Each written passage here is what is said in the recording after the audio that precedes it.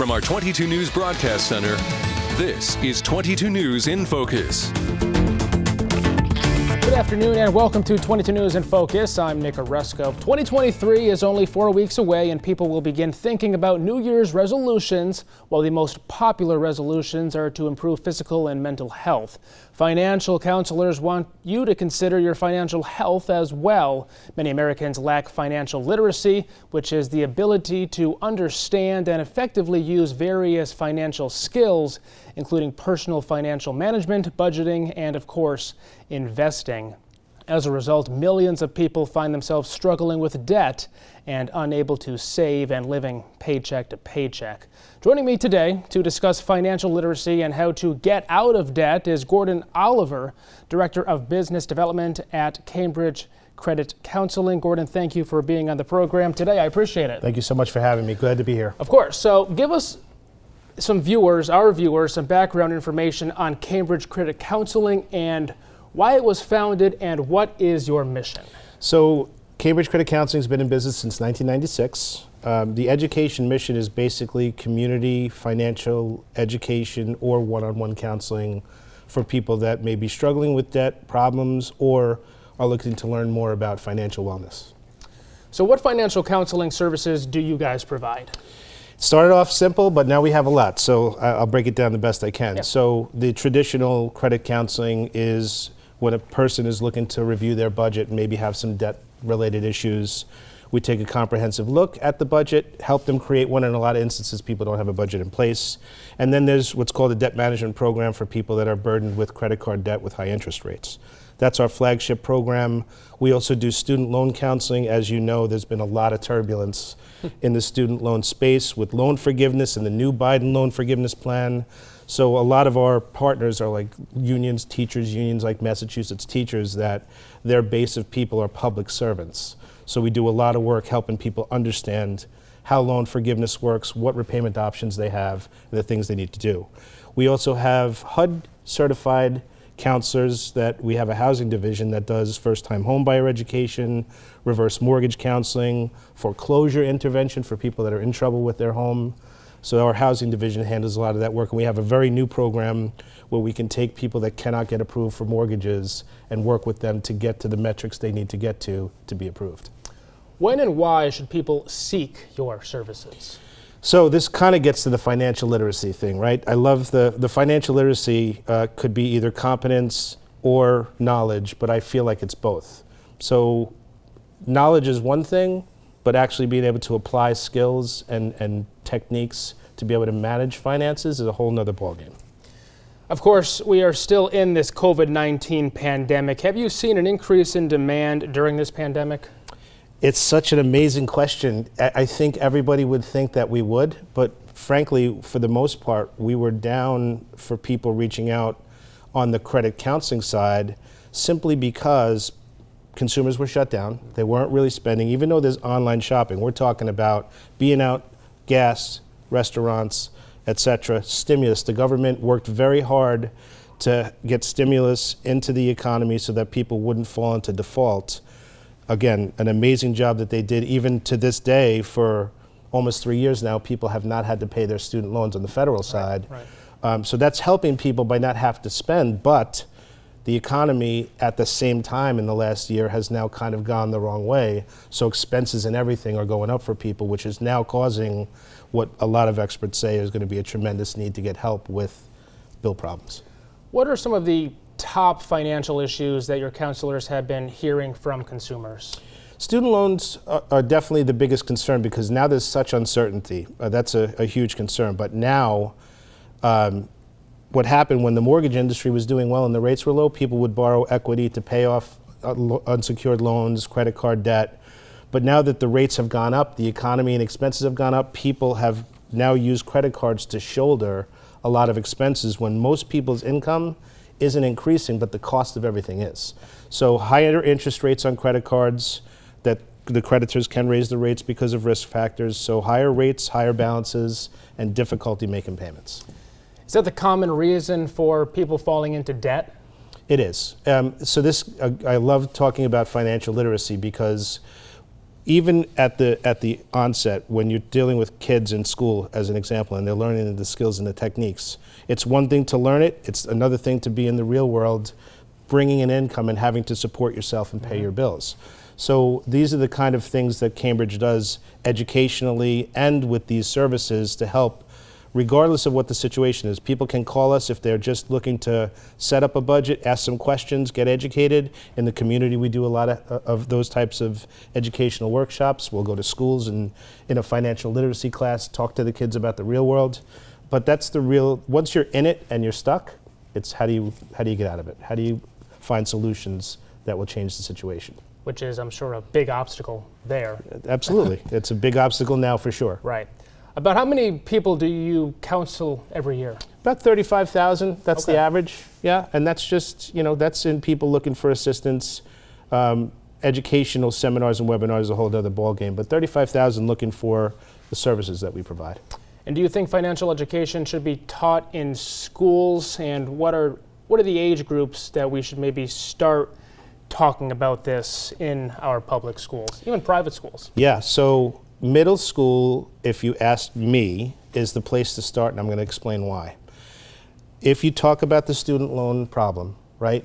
If you start working on financial literacy and education at the high school level, at that age group, the family is already in the vortex of needing to fund college. If that's the direction the family is going to take, they're in that vortex already. So once you go through that time frame, the student itself most likely hasn't had much income coming in, hasn't had to pay a lot of bills, so there's no tangible understanding of what to do at that point. Then lo and behold, they go to school. On the average, they get into $50,000, $60,000, $70,000 in debt and then have to come back to the real world out of school with not even a job yet and figuring out that one big bill. So the earlier that you can get, and like Junior Achievement as a perfect example, we work and go to a lot of their workshops as volunteers when they do like a Credit for Life fair, because we can get the kids in activity and it's still not tangible, but if we can get in dialogue about, you have a budget, what are you going to do with it? I don't think, elementary school, you can start talking about it in fun, but middle school is really where you can start getting some thought process going on how to deal with finances. Earlier, the better. All right. Absolutely. What are the key components of financial literacy? We'll have that conversation when we come back. You're watching 22 News in Focus.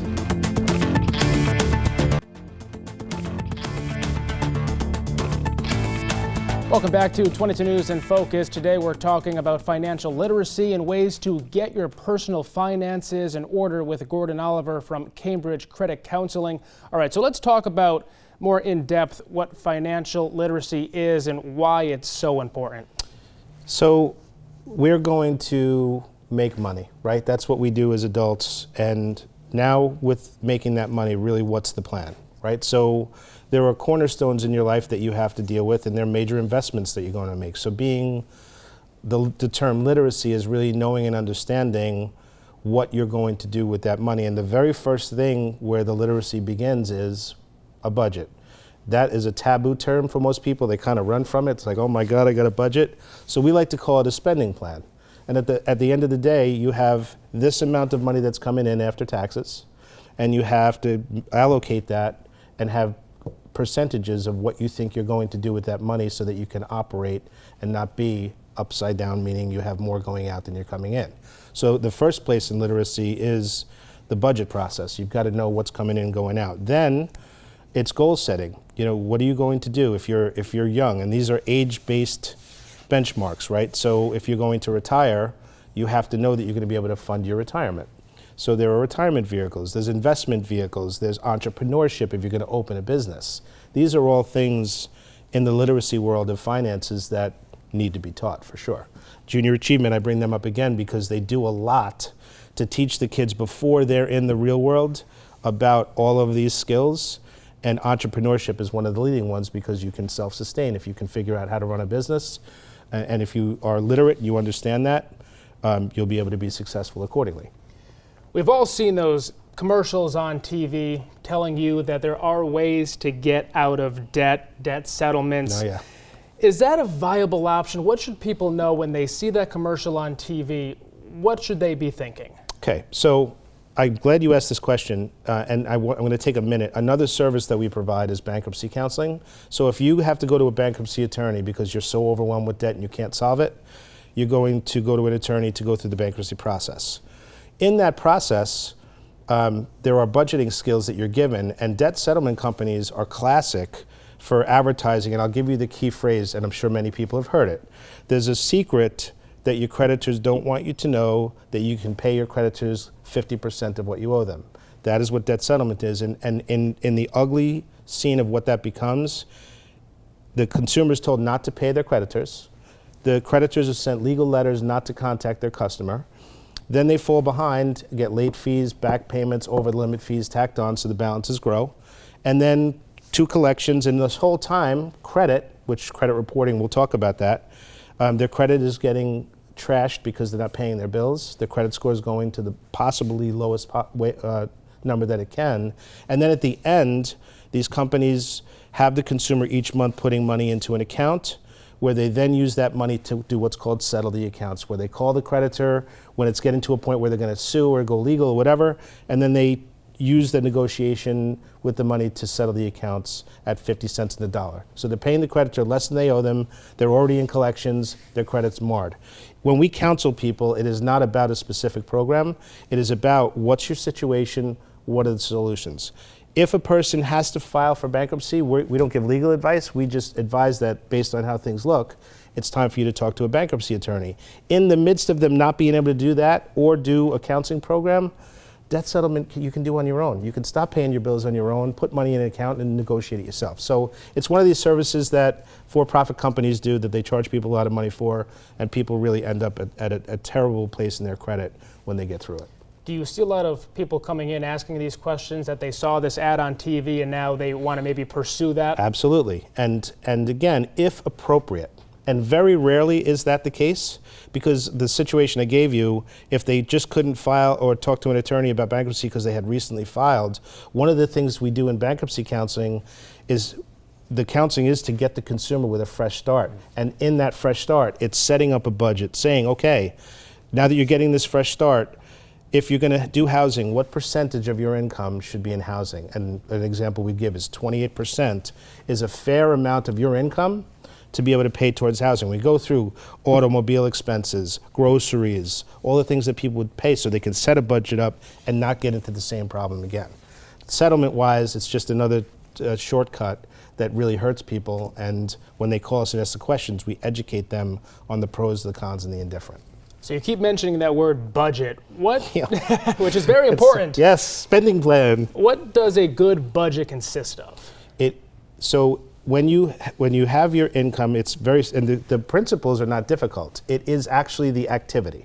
So as becoming a martial artist, you could study the techniques all you want, but if you don't practice them hundreds and hundreds of times, it's not going to work. The keys to a budget are you have income coming in, and of that income, 100% of that needs to be accounted for in categories. Housing, 28%. Groceries, 20%. Automobile, 12%. Utilities, 10%. 3% for some miscellaneous items. And then, of course, savings and investments.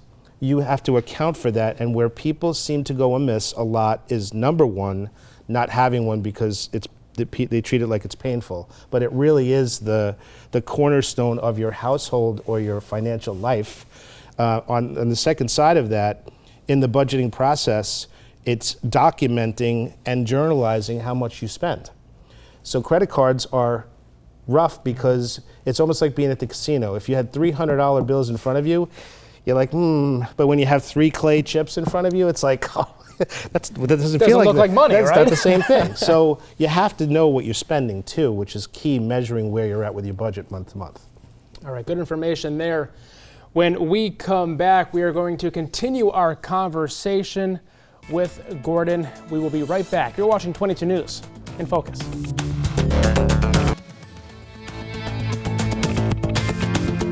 You're watching 22 News in Focus. Today we've been discussing the importance of financial literacy with Gordon Oliver from Cambridge Credit Counseling.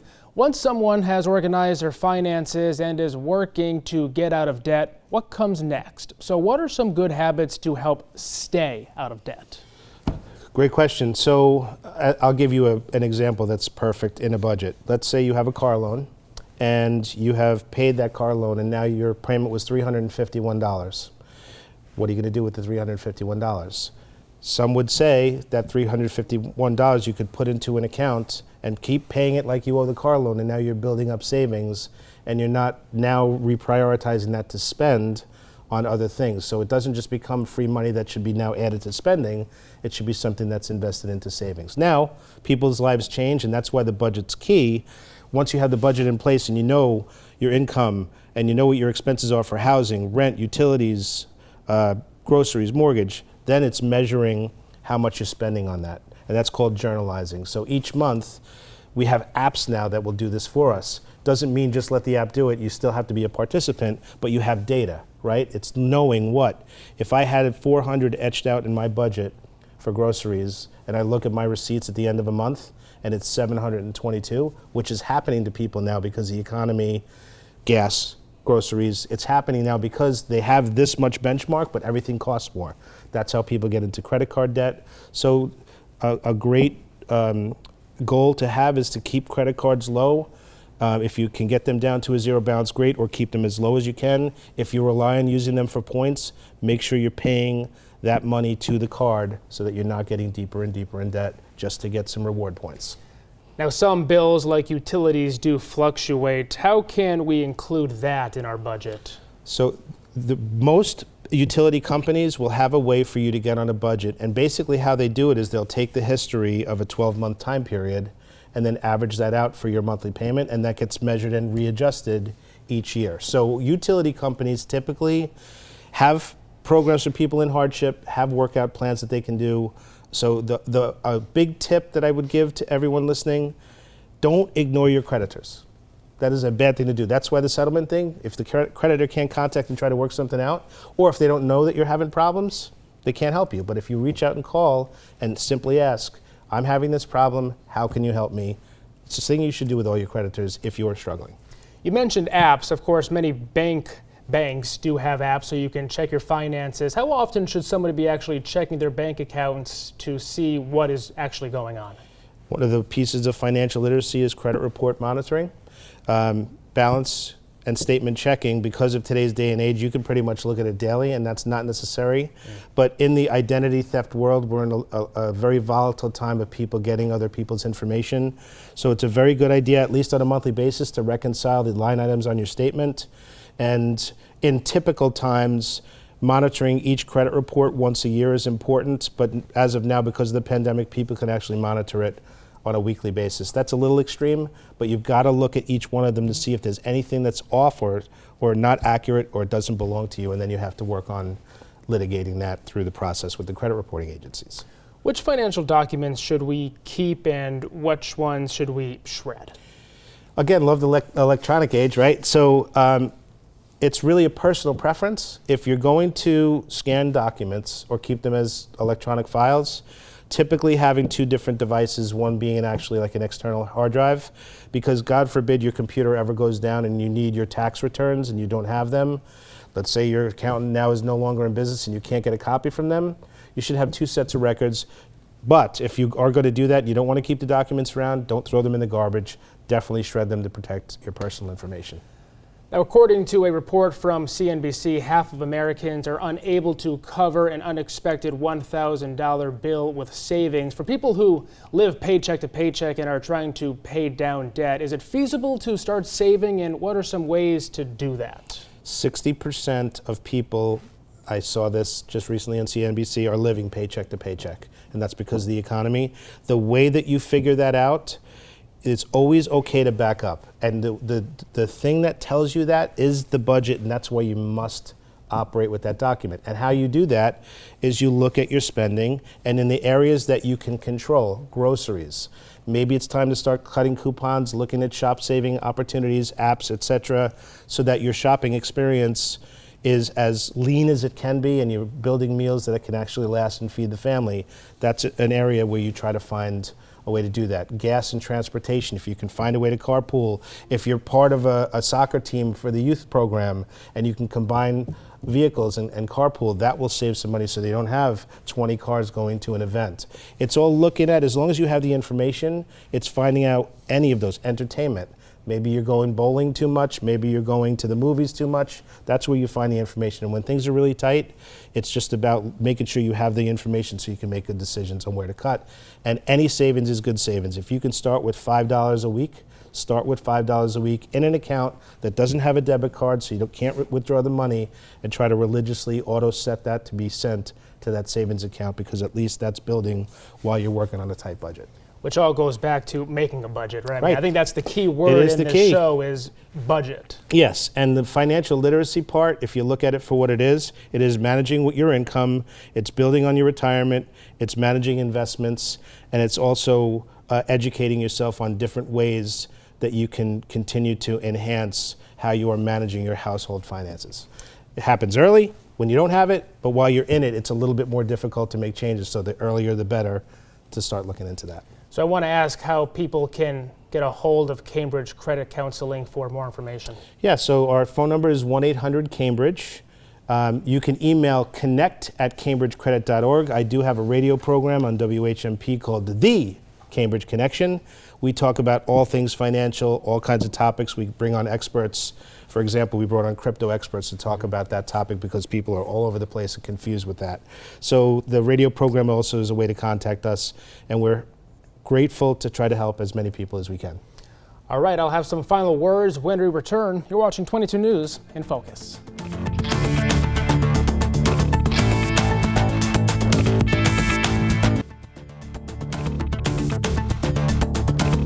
You're watching 22 News in Focus. Today we've been talking about financial literacy and ways to get your finances in order with Gordon Oliver from Cambridge Credit Counseling. Holiday spending's here. Number one tip for holiday spending. Don't spend if you don't have to. Feel free to communicate with your family that you just don't have the money this year. Give a hug as a gift. Be happy in the holiday season. Good advice there. I thank you very much for being on the program, Gordon. Thank you for having me. Really appreciate it. And thank you all for watching at home. If you missed any of it, you can watch it in full on our website at wwlp.com. From all of us here at 22 News, have a great day.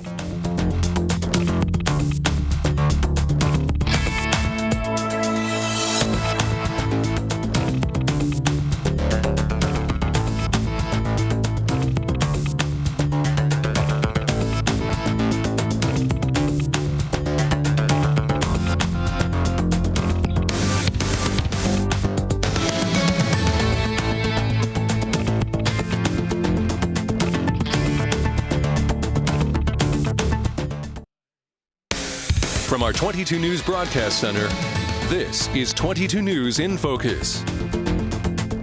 Good afternoon and welcome to 22 News in Focus. I'm Nick Oresco. 2022 saw financial markets rise and fall. Questions about inflation and recession are at the forefront of any decision that people make when considering changing jobs, retiring, or making any major financial changes. In this half hour of 22 News in Focus, we'll be talking and taking a look back at 2022 and get some insight into what to expect in 2023. Joining me now is Mark Teed, Senior Vice President of Investments at Raymond James. Thank you, Mark, for being here today. My pleasure, Nick. Thanks for having me. All right, so let's start out with a review of this past year. In December 2021, many Americans were not optimistic about their personal finances and the nation's economy. So what happened with the stock markets in the United States? Well, this year has been the toughest year that I remember in doing this over 30 years. It was the toughest bond market I've ever experienced. And now they're saying it's the worst bond market in the history of the United States. And the stock market was no fun either. We went down somewhere between 25 and 35% during the year. And then on top of that, we had Bitcoin crash. So this was a most difficult year. 2021 was a fantastic year.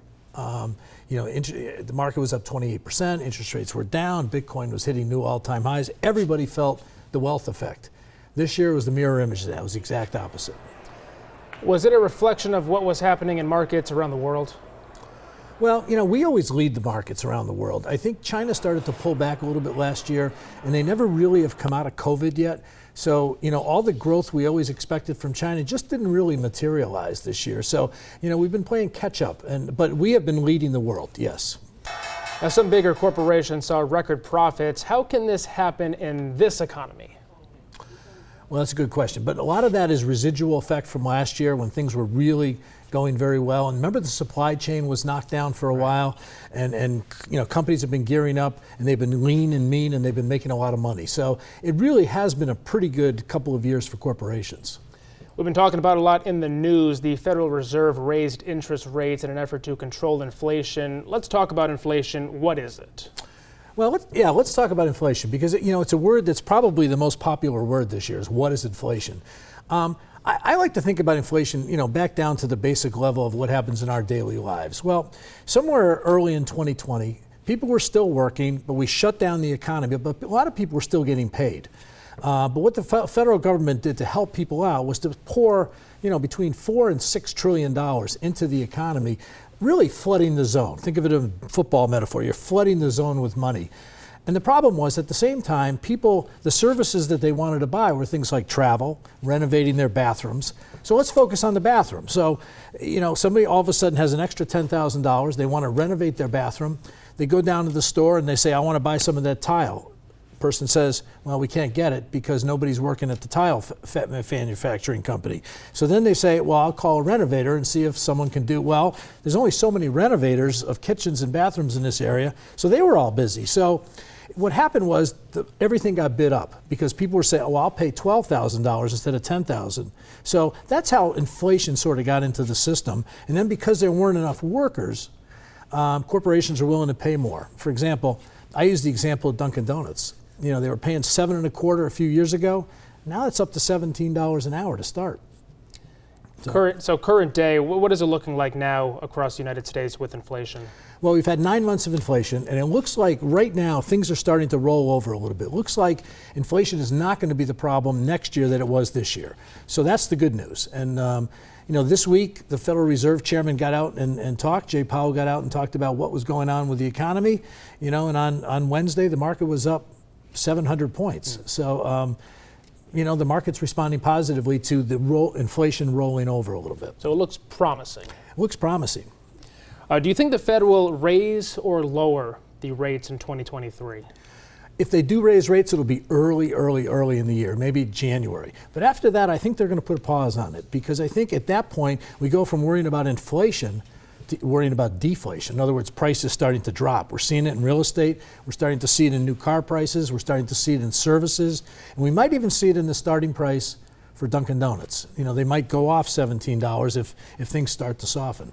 What are some of the downsides to increased interest rates? Well, it affects everybody's budget. So people that have mortgages, people that have credit cards, corporations have to go out and borrow. They have to pay more to borrow. Like our utility company, they go out and they buy fuel during wintertime. They buy more fuel than the summer. So when they buy fuel, it costs them more.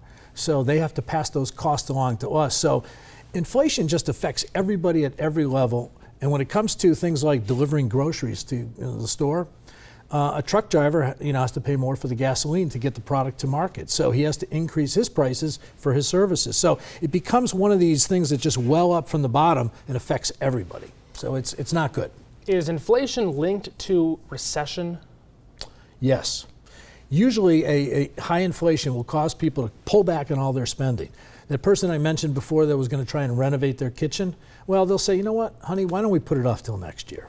Because things are a little bit too high priced. We can't afford $12,000, so let's wait. So what happens is people wait, the economy then slows down, goes back to normal, maybe even there's some layoffs, and then things get back to normal. So we have these boom and bust cycles. Are there concerns about an extended or a recession maybe next year? Are we in a recession right now? Well, technically we're in one this year. Okay. We had 2 quarters in a row of negative growth, but they just revised the second quarter for this year and it was up 2.9%. So it looks like we're out of a recession this year, but the fear is if he clamps down too hard with interest rates that next year we go into a recession. And they think it could be a doozy if we do go into one. Yeah, right. What does that mean for the average American? Well, we spend so much time in our world thinking about, worrying about, talking about, pontificating on recession, and most times it doesn't happen. So I would say for the average person, they should just be a little bit cautious. If they think things don't feel right, pull back a little bit, but don't worry about it. Let me do the worrying. All right, well, did you see a downturn in your investment portfolio? You're not alone. We'll have that discussion when we come back. You're watching 22 News in Focus.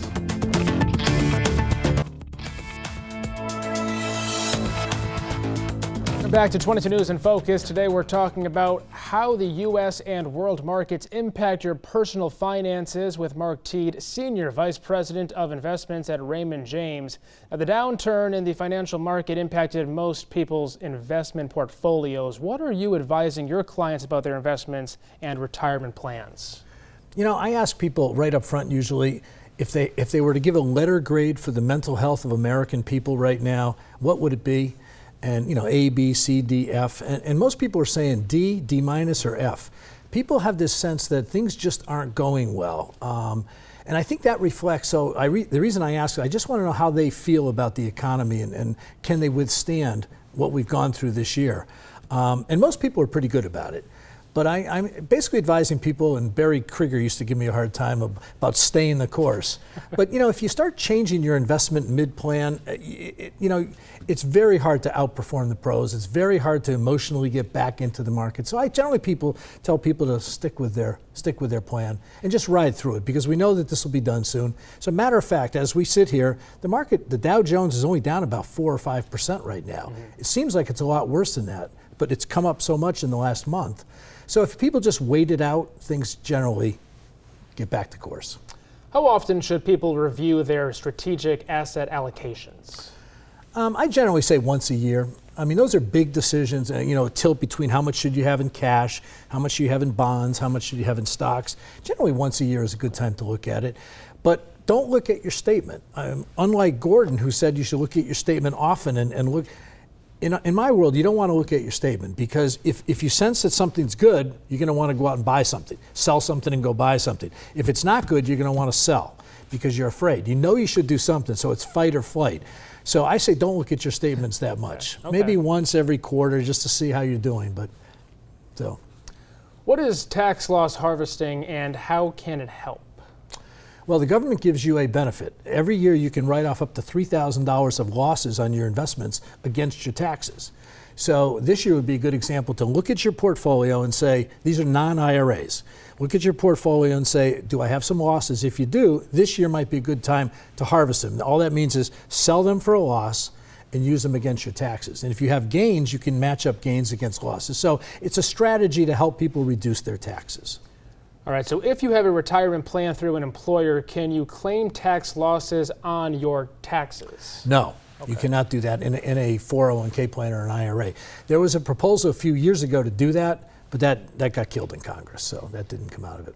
A lot of worries do focus on retirement. What are some ways to maximize retirement income? Well, most people, if they retire at 62 to 65, don't realize it, but they have somewhere between 8,000 and 15,000 days of retirement. That's a long time. So if you know you're going to live 25 or 30 years, I would say you want to buy companies that raise their dividends over time. So every year you're getting a raise in your portfolio. People don't have patience for that, though. They want instantaneous, they want the highest yield, and that's generally the most danger. If you search out the highest yield and you buy that, generally it's going to underperform. So you really want, I hate to say it, but you really want quality companies that have a history of raising their dividends over time, mixed in with some bonds that pay pretty good income, and that's how you're going to get your retirement income. Should people consider buying bonds or investing in mutual funds, and which are the better returns? Well, mutual funds could be either bonds or stocks. So mutual funds are just a way of buying for people. I think it's time to look at bonds. I mean, for the first time in 15 years, bond yields are attractive. I bought some treasury bonds for somebody today with a 4.8% yield. We haven't had that in 15 years. So it's a little exciting now. You get a little bit of income from the bonds, and stocks are, less attractive now, but they're going to be attractive. Did any investments see gains in 2022? Energy companies have been up. A few other consumer staples companies have been up, but most generally the technology stocks have been hit hard, and most of the companies are down. So what kind of advice do you have for people who may be panicked about their losses, for young people just getting out of college and entering the job market? Well, I tell people that recessions are part of the deal. Losses in stocks, at least paper losses, are part of the deal, and you have to deal with that. Because if you go into an investment thinking it only goes up, it doesn't. It goes through these periods where it tests every single bit of your courage and guts to stay in, and you have to do it. It's worth it, because when it does go down, we know on average investments go down about 25% in markets like this, which it did this year, but when they turn around, they go up 152%. And it takes about 3 years. So if you look at bear markets, which we're in this year, the reason people forget about bear markets is because a bull market goes high so quickly that they forget how painful this was. But it's painful. Now, a lot of people, of course, have a hard time saving money, not even for retirement, just in general. Yep. When should people start thinking about saving? How much should they be saving? Yep. Details on that. Well, they should start saving the first day they go to work. Okay. At least sign up for the 401k plan if possible. And they should save somewhere between 10 to 15% of their income. Now, I know that sounds impossible because people say, I can't do it. So start with 1%, and every year, every 6 months, raise it to 2%, to 3%, to 4%. Because, in 1981, when the 401k plan rolled out, basically what Congress said is, American public, you have to manage your own money. You have to learn how to take care of your retirement so that when you do retire, and you're retired for 30 years, you have enough money. So we have to become better stewards of money. So we have to take that seriously. How much money should one person have, or the average person have, when they are looking to retire? Is there a certain number that they should be focusing on? Well, I told my kids that are in their 20s that they should really target to have something like $5 million when they retire. Now, that's 40 years away. Right. And I said, the way you do that is you save $100, $200, $500 a month out of your pay, and you just do it every month until you retire, and you'll have it. But people don't believe that. They don't realize the magic of compounding. Right. Just keep saving, though, every month, every week. Keep saving, and don't even think about it. Don't think about it. I know that sounds ridiculously hard, but it isn't. And you have to do it. Because if you don't do it, who's going to take care of you? Right. No, that's true. All right, Mark. So what's the economic outlook for 2023? Find out after the break. You're watching 22 News in Focus.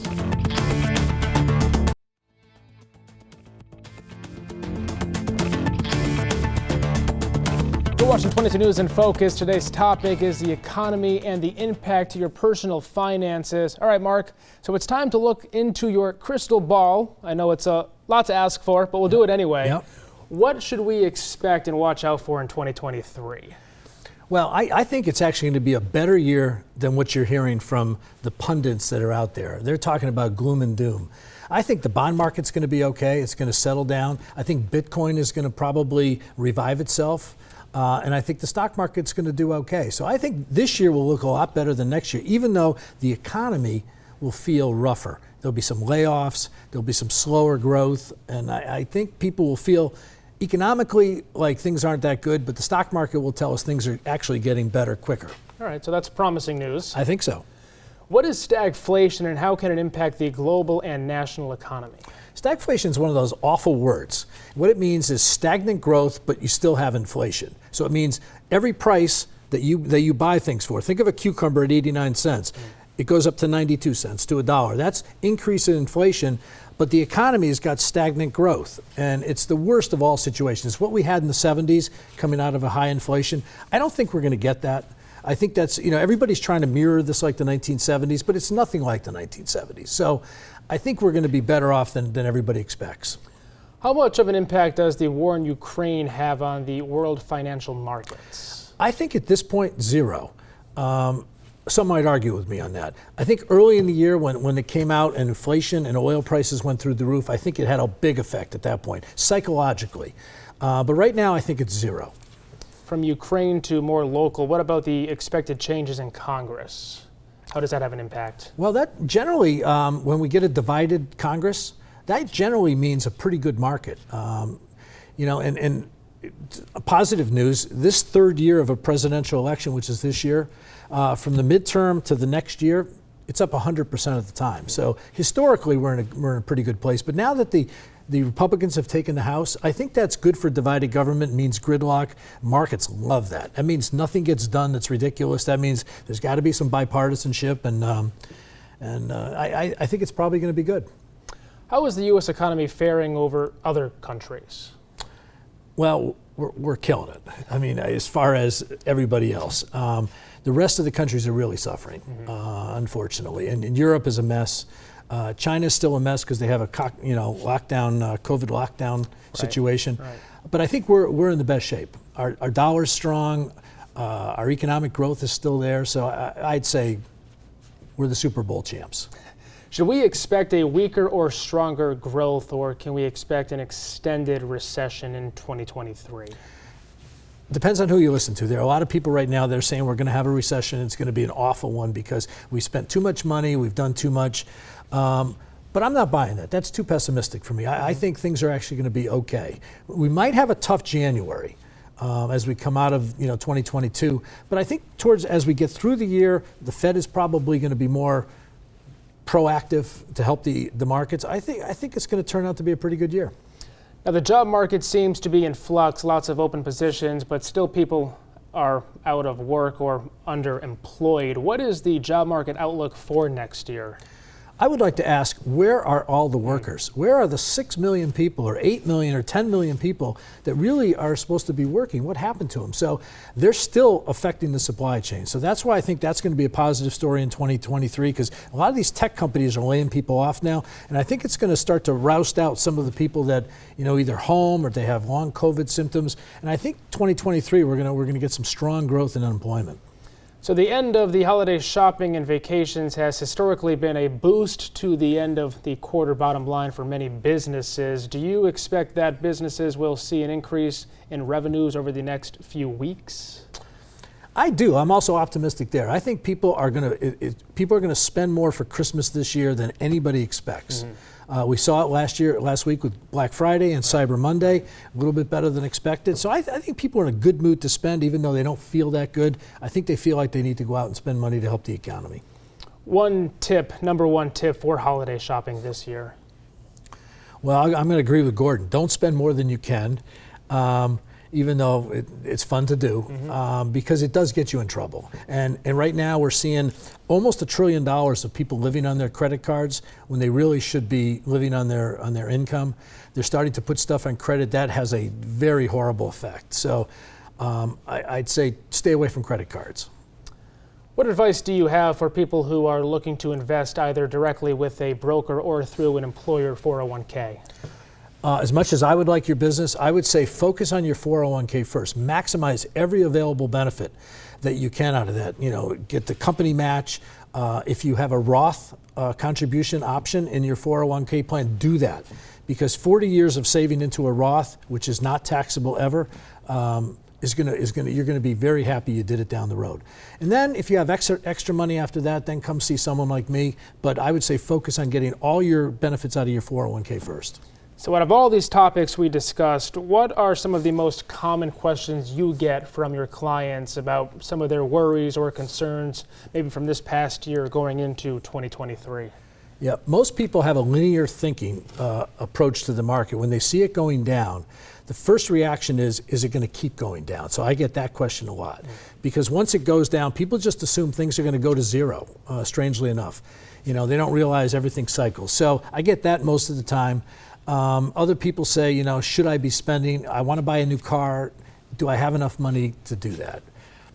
And the third question from people over 65, am I going to run out of money? And what do you tell them? Well, I give them a good answer. I tell them if they're spending too much, I tell them to cut back. Okay. But most people don't. Most people are very cautious. So people are in good shape. But as you mentioned, promising 2023, at least that is what it seems to become, right? Yep, that's my personal opinion, but I think we're going to see a better than expected year. I think the news is going to get better economically around the world as well as in America, and I think we're going to get back on the ship where we're starting to, people are going to get back to work. The supply chain is going to start to work. COVID's going to be behind us, and we're going to start to sail north. All right, we'll have some final thoughts coming up next. You're watching 22 News in Focus.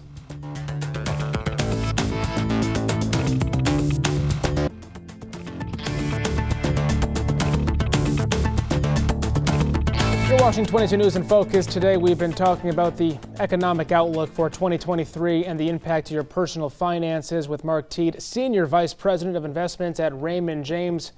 Anything else you want to add, Mark, about 2023? I would say that people should look at 2023 and say, America is the greatest country we've ever created in the world. So be optimistic. Things are going to work out, and people get so down and so pessimistic about things. Don't. It always works out for the best. There's always a tomorrow, right? Oh, absolutely. All right, Mark. Hey, thank you for being on the program today. Nick. And of course, thank you at home for watching. If you missed any of it, you can watch it in full on our website at wwlp.com. From all of us here at 22 News, have a great Sunday, everyone.